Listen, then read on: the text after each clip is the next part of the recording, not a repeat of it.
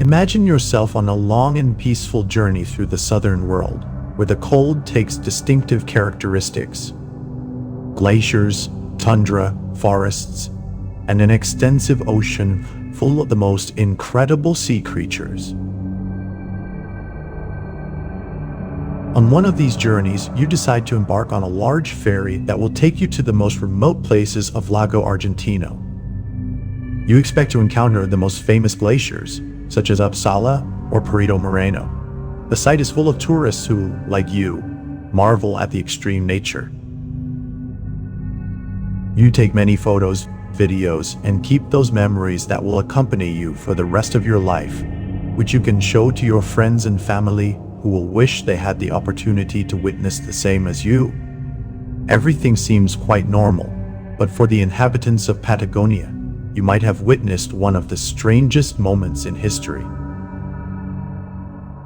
South of Argentina lies a vast, cold, and desolate area. A little explored land except for a few places that have become increasingly touristy. This remoteness and abandonment from the world and civilization have allowed old legends to remain intact, often hidden from the eyes and ears of outsiders.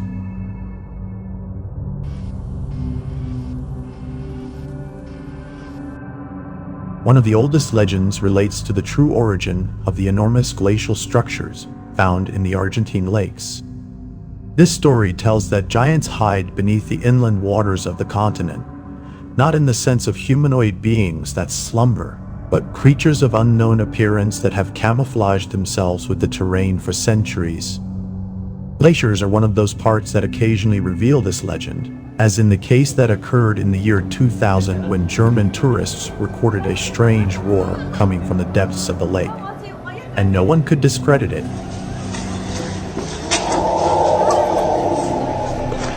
Although some assumed that this was typical ice mass detachment, on that day, none was recorded, and if it had been, that noise was completely incompatible with the actual sounds glaciers make when they crack in warm periods. Within the same legend, it is said that these icy mountains have the ability to change color when the dormant giants shift positions beneath the Patagonian ground. Although these stories are framed within traditional explanations for luminosity caused by the inclination of the sun's rays at such latitudes, in 1992, a group of Brazilian tourists reported the sudden change in color of mountains near the glaciers, as well as the glaciers themselves for a few minutes. The photographs they took show that this story was not a myth, as often narrated in tourist outings. Despite the extreme coincidence and difficulty, the images remain for posterity.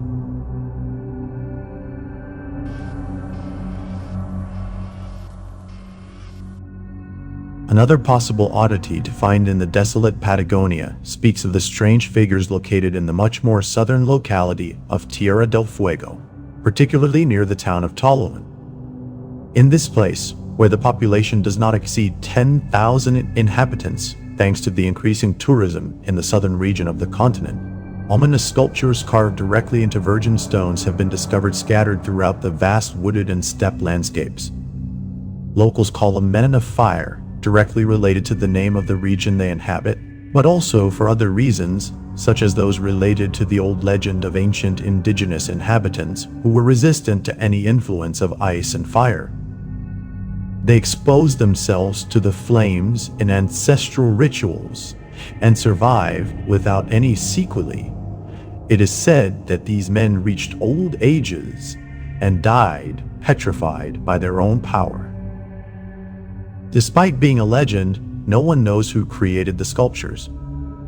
There are no records related to ancient indigenous tribes which, while presenting mythical figures portrayed with faces similar to human monoliths, are not known for any artistic development of such characteristics. There are also no records of national or international artistic interventions. It is a mystery that, until 2004, had its first scientific approach when a group of Spanish doctors, with the proper permission from federal authorities in the province of Tierra del Fuego, was able to take a couple of these strange sculptures to an archaeology center to determine their origin.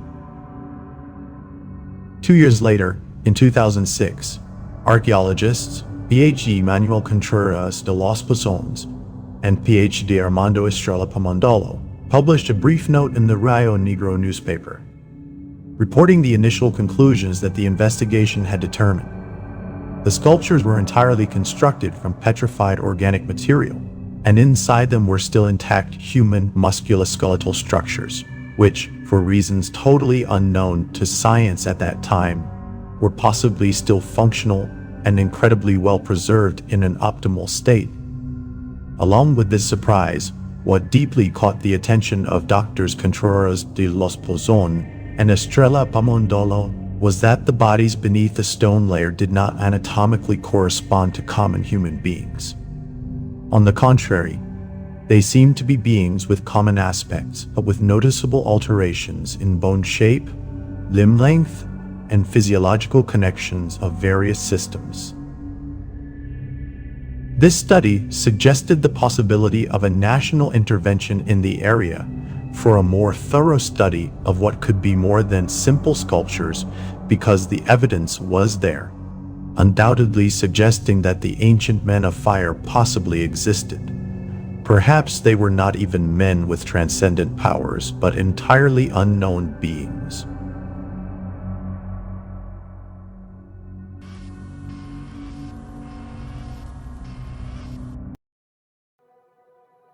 Is it really possible for a doll to be possessed by a demonic entity? Throughout history, the issue of possessions has sparked intense debate.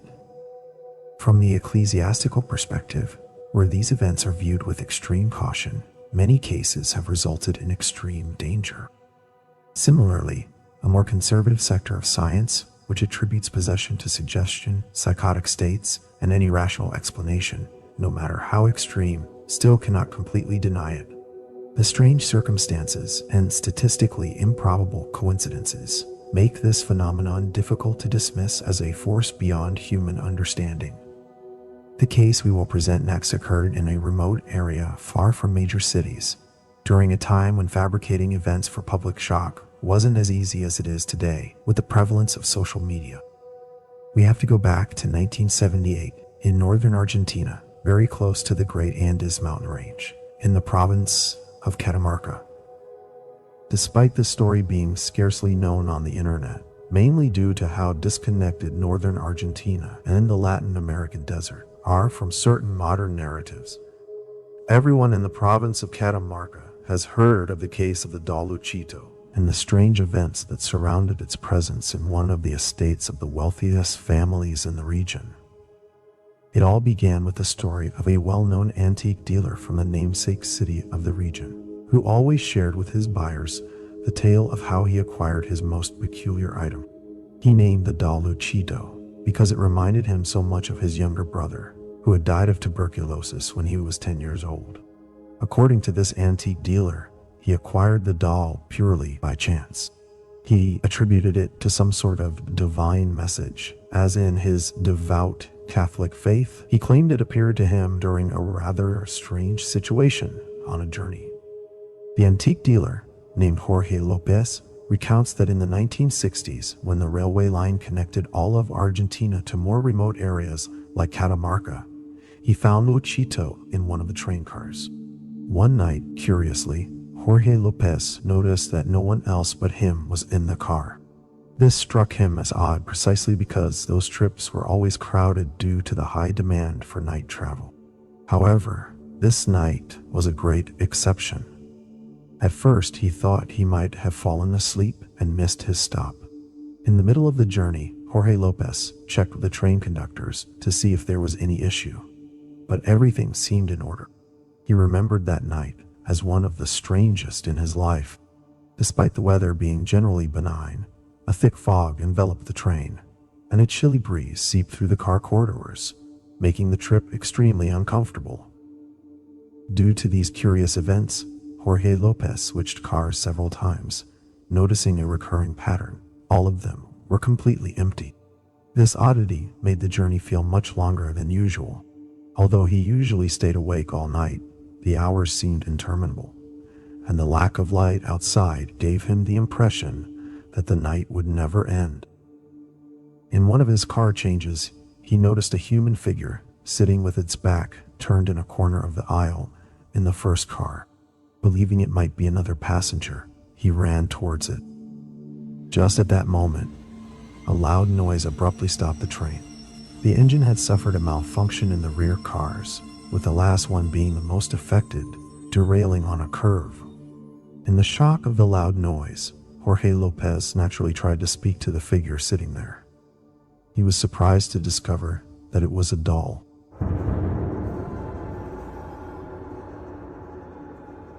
The doll immediately reminded him of his deceased brother, and given the circumstances of the accident, he attributed its appearance to some kind of miracle.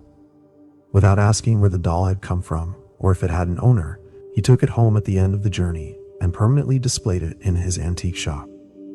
In 1978, a major fire struck the center of the city of Catamarca. The blaze consumed much of Jorge Lopez's shop. The incident ended tragically with his death after a painful 2-month struggle to survive the aftermath of his burns. Seeing some of the valuable relics that hadn't been consumed by the flames, a prominent landowner from the town of Antofagasta, a couple of hours west of Catamarca, decided to buy them for display at his estate. Unaware of the story behind the doll Luchito, and intrigued by its appearance, he decided to give it as a birthday present to his granddaughter, who lived in his mansion in Antofagasta. Despite the doll's ominous look, it's important to note that many figures from that era were made with human-like features that we now find quite terrifying.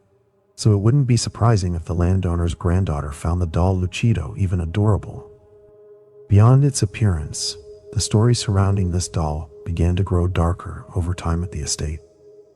The information about what happened after Jorge Lopez's death was provided by Ana Guayena de Pieri, the granddaughter, about 20 years later. Ana commented that in the 1970s, many in Catamarca associated Jorge Lopez's death and the fire in his antique shop with a supposed curse of the doll Luchito. She, being a child at the time, had few memories of playing with or spending time near the doll. However, as time passed and her ability to remember events in her life improved, Ana became aware that all those rumors seemed to be true. The doll Luchito, apparently, was always found at the scene of some tragedy or catastrophic event. Although it spent most of its time inside a toy box, it was often lost in the mansion and even found lying around the vast estate grounds. Ana recalls one night when her father came home from work, inexplicable fit of violence, tried to attack her mother with an axe. This occurred in the master bedroom. Curiously, that same day, the doll Luchito had disappeared and was found the next day under her parents' bed. But the problems didn't end there. Ana also remembers an occasion when she had taken the doll Luchito to the kitchen to play with one of the estate's employees. The woman, annoyed by the doll's presence, tried to get Ana to take it back to her room. Despite the child's insistence, the doll remained seated on some boxes of provisions, which suddenly exploded after a few minutes. Cases like that, Ana recounts, happened repeatedly when someone seemed annoyed by the doll's presence. However, as time passed and the girl grew up, the doll Luchito was once again locked away, this time in a closet, never to be brought out again. It is likely that, if the estate still exists, the doll remains somewhere, waiting to be found. Ana learned about the legend much later in life. She couldn't believe that she had possibly interacted for so many years with a potentially cursed object. While she never felt particularly harmed by Luchito, she was somewhat aware that the area had indigenous shamans who, within their rituals, sought to extend their lives into certain objects. This aligns perfectly with the tradition of the Fiambala shamans, as they were popularly known. These indigenous people of the Argentine mountains were known in folklore for some quite particular supernatural characteristics. These shamans used to perform animal sacrifices when they sensed their death was near. In these rituals, They would pour liquids extracted from the animals and mix them with their own belongings, hair, or parts of their bodies. After these rituals, they would take objects that could endure over time, such as clothing, desert plants, rocks, and a long list of items. However, they also used to do something similar with demons that plagued their communities. They would trap them in ordinary objects, hoping to keep them under control. This is why there is no sure way to know if the doll Luchito contained the spirit of an ancestral man or was the vessel of a demon. In the words of the few purely indigenous inhabitants of the Argentine mountains, they warned that although these practices ceased almost 100 years ago, within their tradition, it was never a good idea to try to uncover the origins of these objects. In fact, attempting to contact them would risk restoring them to their original status, and in such a case, either destroy the life of the ancestral spirit inhabiting it, or in the worst scenario, release the demonic spirit. The popularity of the found footage genre since the release of the Blair Witch Project can be traced back to a straightforward reason: its ability to blur the line between fiction and reality. It shifts the audience from watching films with special effects, where the initial condition is to tacitly accept that what unfolds on screen must be fiction, into immersive experiences that position the production itself as part of reality. This sense of everyday normalcy has captivated 21st century audiences, giving rise to subgenres like alternate reality games and analog horror. The image you are looking at is the only frame from a videotape discovered in 2007 by the children of Fernando Sampierini 15 years after their father's death. The story was shared on a radio program in the city of San Juan, located in the Argentine province of the same name. Once the tale gained attention in that corner of South America, the photograph was posted on one of the Facebook profiles belonging to Sampierini's children. There, they seized the opportunity to provide more details about this macabre anecdote. It all began in 1990 in the city of La Plata, Argentina, when the Sampierini family, after several years of marriage, decided it was time to start a family. Fernando, the father, dreamed of having a large family with his wife, Luciana Martinez. After 2 years of trying, their twin sons, Vicente and Paulo, were finally born in 1992. Tragically, when the boys were just a few months old, Fernando suffered a fatal accident during a vacation, falling from a boat off the coast of Valparaiso in neighboring Chile. The family's grief was devastating. Luciana, the mother of the 2 infants, decided to return to her hometown of San Juan after her husband's death. There, she settled permanently in her parents' home, where they helped care for Vicente and Paulo. Life moved on without any significant events. The boys managed to cope with the loss of their father, and Luciana secured a stable job in the city. 15 years passed. Now teenagers, the boys decided to embark on an emotional trip to La Plata, the city where their father Fernando Sampierini had been born, raised, and ultimately become a father. The apartment, though still containing some furniture and countless boxes, had been closed up for years. Amid the dust, cobwebs, and shadows, the teenagers began searching for their late father's most cherished memories: clothing, photographs, old appliances, and an array of personal belongings. Among the many things the young men took back with them to San Juan was a box filled with photographs, undeveloped film rolls, and several VHS tapes labeled with the year 1990. Although Luciana knew her husband had a passion for photography, she had rarely seen him recording at home or taking the video camera out. But when they reviewed the contents of those tapes, they were utterly horrified. It turned out that 2 years before his sons were born, Fernando Sampierini had crafted a sort of mannequin using animal hides he had personally tanned in one of the rooms he used as an office. In the recordings, Fernando could be heard speaking to this mannequin as if it were his child. He dressed it and frequently worked to make it look even more lifelike. As the recordings progressed, the boys noticed something even more disturbing.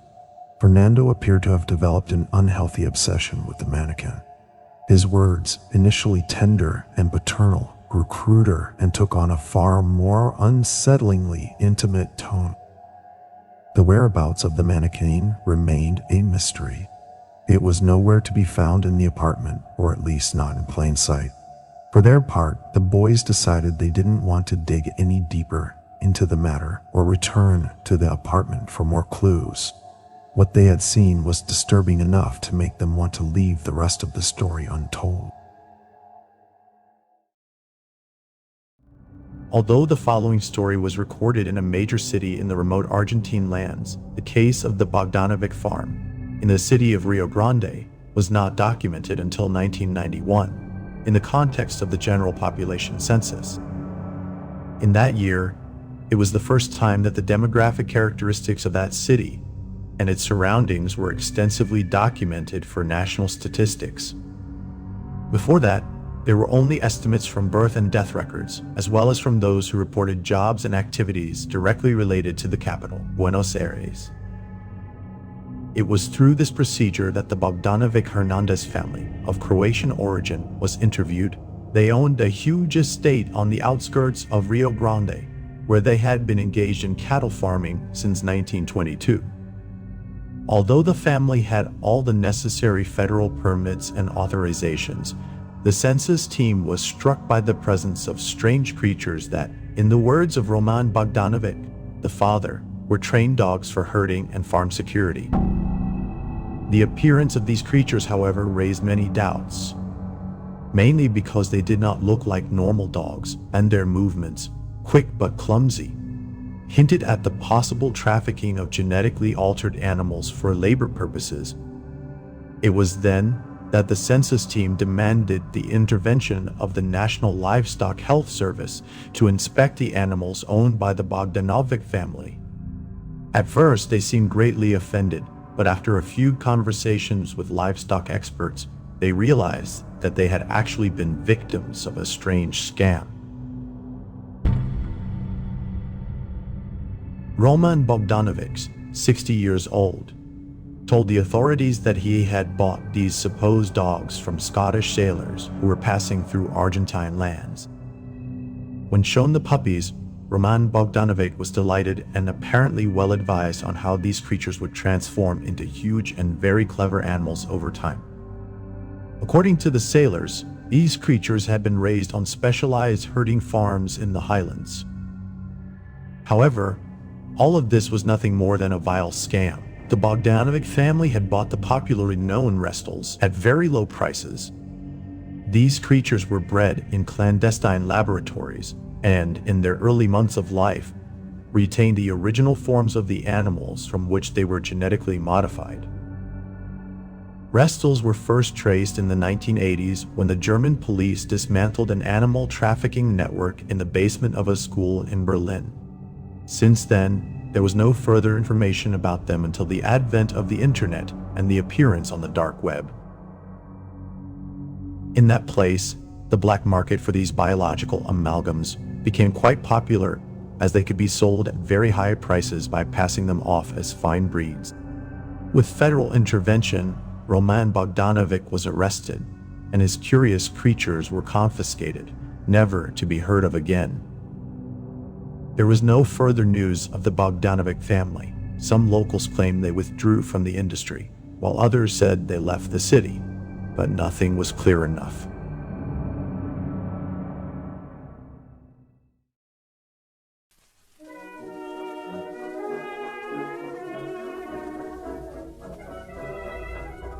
Toward the end of the 19th century, the Parisian theater scene experienced a period of transition and creative fervor, marked by the coexistence of diverse aesthetic and dramatic currents. During this decade, symbolist and naturalist theater emerged as the most prominent movements on Parisian stages, though there was also room for bourgeois theater and comedies of manners. One of the key figures in symbolist theater was Maurice Maeterlinck, whose plays like L'Enchantress 1890 and Palais et Melisande 1893 dominated the scene. These works, with their poetic language and enigmatic atmosphere, departed from the realism of the time, focusing instead on psychological introspection and existential mystery. Arnaud Cassane, The promising young playwright of Catalan origin had begun his career under the guidance and careful evaluation of the renowned Maeterlinck. After successfully assisting with the stage direction and dramatic adaptation of Aladin y Palomares in 1894, Casanet decided to form his own theater company. Enjoying growing fame and interest in his work, the Central Company received funding that same year from André Antoine's Théâtre Libre, where they made their independent debut with L'Intrus à Barcelone, an adaptation developed in collaboration with Maeterlinck. The production was so well received by the public that André Antoine himself commissioned a bold project from the young Casanet.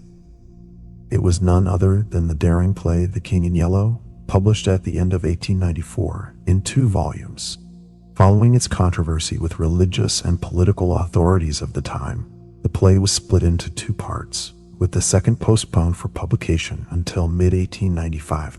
Amid the uproar, André Antoine instructed Casanet to have his Central Company work on the first 2 acts during the first half of 1895, while Antoine negotiated for the early release of the contentious second part. The work on the first 2 acts proved to be a challenge for Casanet, who was determined to present a faithful representation of the original play. This, however, required the staging of a palace from a non-existent city with cosmic characteristics. The unusual nature of the task inspired him to delve deeply into the play, which had already sparked unprecedented interest among critics and readers with just its first 2 acts. After working tirelessly on the first part, both in rehearsals and in designing and assembling the eerie sets, Arnaud Casanet faced harsh criticism from the church. It was the first time in many years that the ecclesiastical world had intervened in the theater, and though their warnings did not intimidate either Antoine or Casanet, the latter received a death threat in a letter. Along with the letter came an attempted kidnapping one night in May. By the time André Antoine had secured the controversial second part, Arnaud Casanet had decided to step away from theater and delegate the completion of The King in Yellow for its premiere. Overwhelmed by the threats and a rapidly deteriorating state of health, Casanet found himself unable to endure such afflictions. It was the night of July 9, 1895, under the dramaturgical direction of Rocher Guillaume, that The King in Yellow premiered behind closed doors at the Théâtre Libre. The audience, composed of special guests whose identities were kept secret, witnessed the performance. The interludes were musically accompanied on the piano by the composer Ignace Thalier, who tragically passed away a month after the premiere, though the exact circumstances of his death were never fully clarified. On the night of the premiere, with the press speculating, following a leak, that Arnaud Casanet would be present, Casanet chose to flee after the conclusion of the first act. He disappeared and was never seen again. Before the start of the third act, André Antoine was informed that both the original version of the play, stored in his office, and a couple of valuable relics from his safe had been stolen. It is said that Antoine erupted in fury, resulting in a horrifying altercation midway through the third act, which led to the play being halted. Details of the incident remain unclear, and reliable information is scarce. It is said that Arnaud Casanet fled to Argentina with the only script of The King in Yellow that same year, and after the disaster at the play's private premiere, no further attempts were made to stage it again. Some claim that the alleged altercation never happened, and that a horrific accident forced the performance to be halted. The only piece of evidence supporting this version is the medical report of Herbert Mignolet, the actor who portrayed the stranger in the play. It is known that he suffered severe burns to his face that night, leaving him disfigured until his death 3 years later. Aside from this, official records from the time often omit the theater's activities between 1895 and 1896, a matter of ongoing debate due to the contradictory nature of the evidence and testimonies.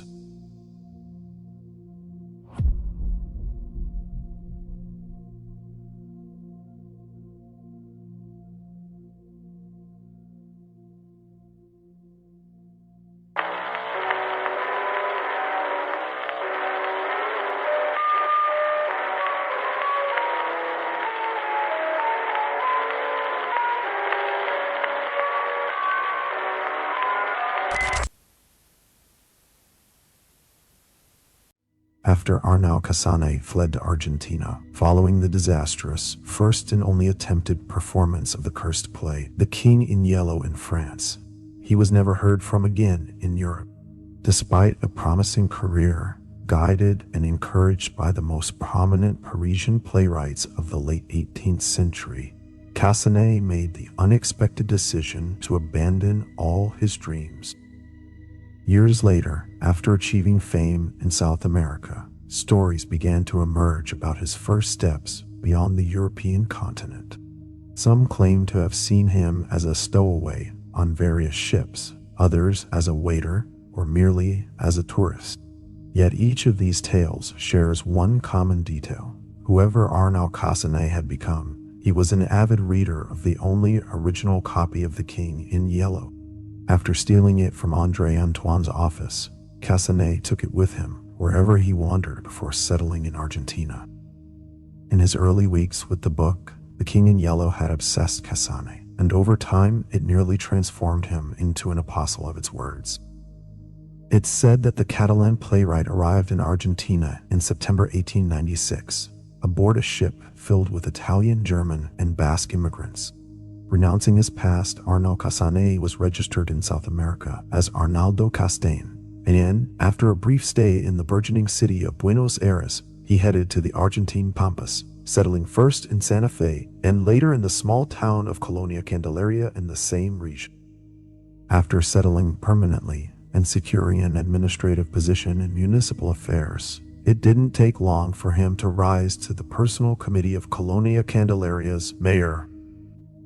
Though some have speculated that his rapid ascent might have been influenced by the copy of The King in Yellow he brought with him, municipal records highlight his expertise in specific areas of administration. This seems quite plausible, as Arnau Cassanet had arrived in a village with limited development, largely rural, where any knowledge from Europe would have represented significant advancements.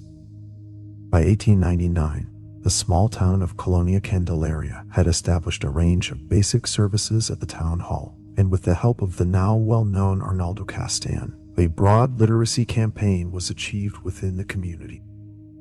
The mayor, Cordelio Fernandez, impressed by the Catalan playwright's ideas, even offered him the role of his successor in overseeing the town's development. Arnaldo Castan, however, declined the offer outright. According to those close to the mayor, he spoke of a deep secret hidden in that desolate region of Argentina, something far more important to him than any administrative role. At this point in the story, what seemed like just another intellectual endeavor of a European in Argentina began to take on a strange, almost mystical hue. Rumor has it that the mayor of Colonia Candelaria gained access to the infamous script of The King in Yellow, and, after reading the cursed pages of the second and third acts, went mad. During one of his repeated visions, he claimed to see Queen Casilda in her chambers, who left him a message about where to find one of the two portals on Earth that connect to Carcosa. Thus, the mayor called for a gathering to search for the portal. In the same vein, he authorized an indiscriminate hunt of anyone who refused to aid in the quest. The reading of The King in Yellow among the townspeople and the recurring visions they began experiencing of Queen Casilda eventually led Colonia Candelaria to be known by the name of the region. In these visions, Casilda would reveal that beyond the Gobi Desert, in the distant plains where the longest mountain range on Earth rests, lay the Cube of Transcendence, a relic that would unveil all the mysteries and wonders of Carcosa. Men and women went mad in the face of these revelations, and imitating the stranger from the masquerade, began to craft grimy white masks in a desperate attempt to be recognized by the Cube of Transcendence. For months, they wandered through the Argentine desert, abandoning what is now known as the city of Casilda, only returning to sleep in the rooms where the queen would appear to them. The story remains unclear, as it belongs to the folklore of the Argentine Pampas. Although there's no certainty about the true origin of Casilda's name, remnants from that strange era have been found, along with a few photographs. The Cursed Table. This piece of furniture, chained for nearly 100 years to a pillar in the town's chapel, has long been the subject of tales about its origin and curse. The table has been kept bound within the sanctuary because, for generations, it's been believed to have come through the portal directly from Carcosa. With its supernatural characteristics, it has repeatedly attempted to free itself from its confinement, leaving marks on the walls and floor without any subtlety or intention of going unnoticed. The Table of Carcosa exists in this plane like an object trapped in a distant galaxy, and is said to wait patiently to be rescued. Few have heard the tale of the hunters of Casilda. Like many folk legends that roam Argentina's vast lands, these stories end up confined to family circles and, with the passage of generations, fade away where they were once born.